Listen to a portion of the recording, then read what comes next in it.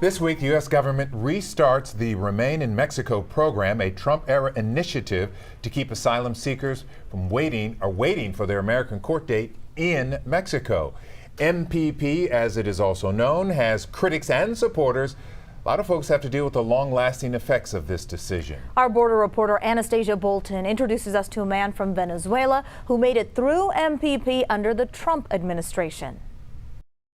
A big part of kids making art is the joy parents get when receiving it. If they're lucky, it's followed by a hug. Tengo dos hijos pequeños. Gabriel has a 9 and a 7-year-old.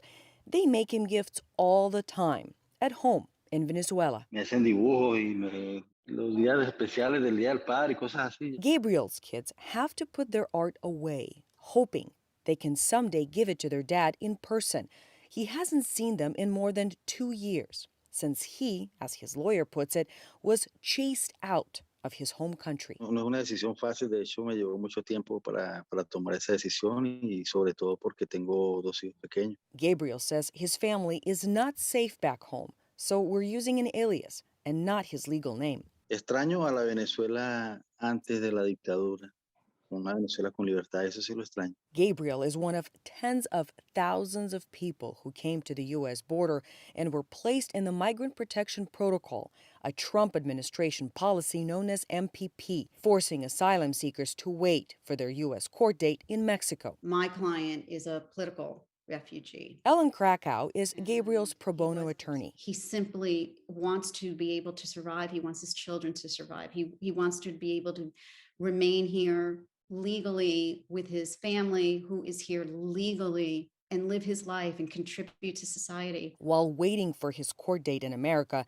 Gabriel lived in Ciudad Juárez, across the border from El Paso. Es una ciudad sumamente peligrosa. He had to survive for his kids. Hasta sueño con mis hijos todos los días. Siempre los estoy, los tengo pendientes. O sea, me preocupa mucho, o sea, lo que pudiera estar pasando allá con la situación que se presenta en mi país hoy en día. Still, Gabriel is one of the lucky ones. MPP, COVID-related immigration court shutdown, months and months of waiting, just recently paid off.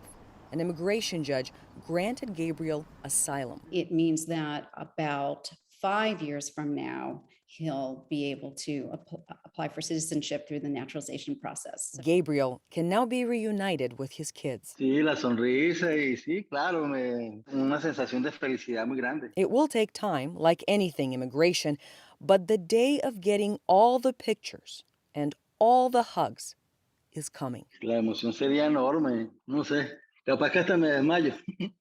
With Jose Sanchez, I'm Anastasia Bolton. An estimated 60,000 people were placed in the Remain in Mexico program under the previous administration, and a few were granted permission to come back into the United States. It is not clear how Biden will run this program and how many people it will affect.